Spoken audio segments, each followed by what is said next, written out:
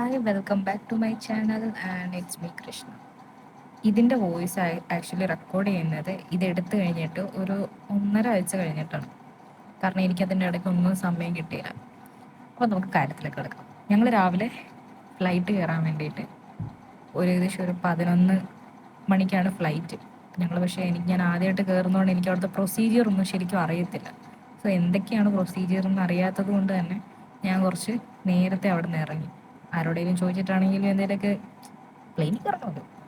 So അതുകൊണ്ട് ഞാൻ ഒത്തിരി വെയിറ്റ് ഒന്നും ചെയ്തില്ല. രാവിലെ ഇച്ചിരി നേരത്തെ മരം കൊണ്ട് ഞാൻ വീട്ടിൽ നിന്ന് ഇറങ്ങി ഞങ്ങൾ ഏകദേശം ഒരു സെൻട്രൽ ബാംഗ്ലൂർ ടച്ച് ചെയ്തിട്ടാണ് പോകുന്നത്. സെൻട്രൽ ബാംഗ്ലൂർ ഞാൻ പറഞ്ഞതാണ് കേട്ടോ, ആയിരിക്കും ചിലപ്പോൾ. ഫോർ എക്സാമ്പിൾ, ഇപ്പോൾ നമ്മുടെ കൊച്ചി ഒക്കെ പോലെ കുറേ ബിൽഡിങ്സും അതിനേക്കാൾ കൂടുതൽ ബിൽഡിങ്സ് ഒക്കെ ഉള്ളതായിരുന്നു. പിന്നെ രാവിലെ പോകുന്ന സമയത്ത് ഈ സൺറൈസ് ഒക്കെ കാണാൻ നല്ല ഭംഗിയുണ്ടായിരുന്നു. റോട്ടിൽ കൂടെ ട്രാവൽ ചെയ്യുമ്പോൾ നമുക്ക് നല്ല രസമാണ്. കുറച്ച് ഏരിയയൊക്കെ ഭയങ്കര മൊത്തം ബിൽഡിങ്സും കാര്യങ്ങളൊക്കെ ആണെങ്കിൽ കൂടെ നല്ല പച്ചപ്പും ഹരിതാപയും ഒക്കെ ഉള്ള സ്ഥലങ്ങൾ. അതിലൂടെ രാവിലെ ട്രാവൽ ചെയ്യാൻ ഭയങ്കര രസമാണ്. അങ്ങനെ ഞങ്ങൾ കുറേ നേരം ട്രാവൽ ചെയ്ത് ഏകദേശം എയർപോർട്ടിൽ നിന്ന് ഒരു 1-2 കിലോമീറ്റർ ഇപ്പുറം എത്തി. അതൊക്കെ അത്യാവശ്യം നല്ല ഭംഗിയാണ് കാണാനൊക്കെ സ്ഥലങ്ങളൊക്കെ. ഇതാരാണെന്ന് എനിക്ക് സത്യം പറഞ്ഞാൽ മനസ്സിലായില്ല കേട്ടോ. എനിക്ക് തോന്നുന്നു ഈ എയർപോർട്ടിൻ്റെ പേര് ഈ പുള്ളിയുടെ പേരിലാണോ എന്ന് എനിക്ക് സംശയമുണ്ട്. ഞാൻ ആരാന്നറിയില്ല.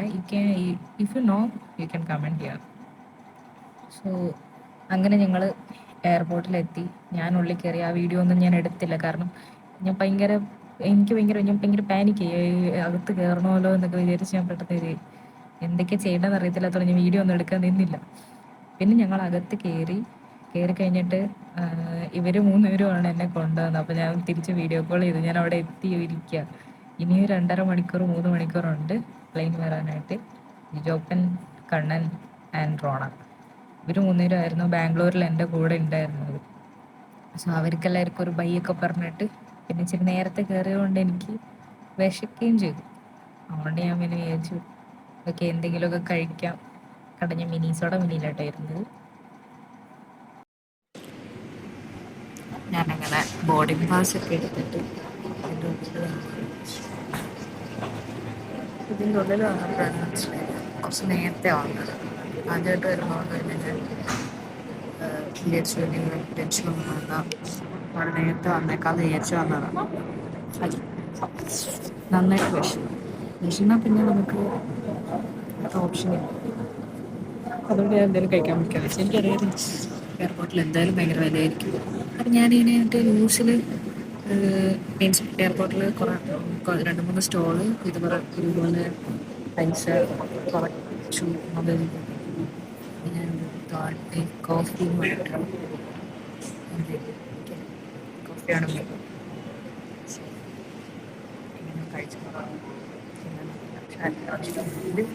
കഴിച്ചു.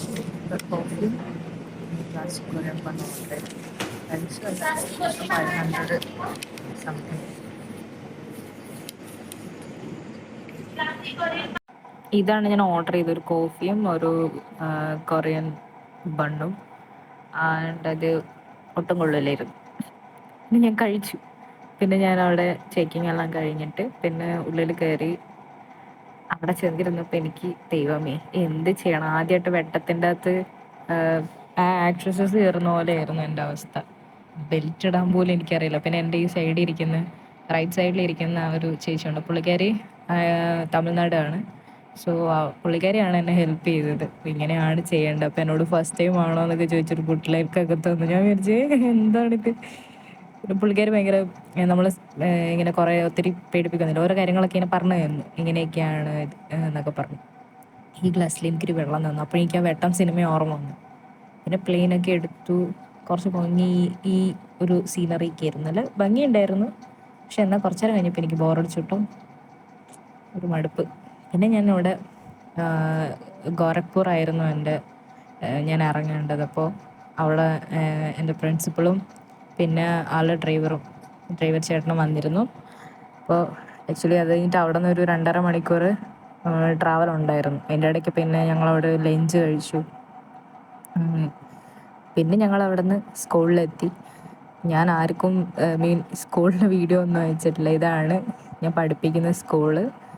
ആക്ച്വലി ഇവിടെ UP എന്ന് പറയുമ്പോൾ എല്ലാവരും ഭയങ്കര പേടിക്കുമെങ്കിലും ആക്ച്വലി ഈ സ്കൂളിരിക്കുന്നത് എനിക്ക് തോന്നിയിട്ടില്ല ഇതുവരെ കേരളത്തിലല്ലാന്ന് തോന്നിയിട്ടില്ല. ഭയങ്കര നല്ല അറ്റ്മോസ്ഫിയറാണ്. ഒരുപാട് ഗാർഡനൊക്കെ ഉണ്ട്. ഇവിടെ സിസ്റ്റേഴ്സാണ് ഇതൊക്കെ മെയിൻറ്റെയിൻ ചെയ്യുന്നത്. സോ ഇന്നേക്ക് ഇത്രേ ഉള്ളൂ. Thank you.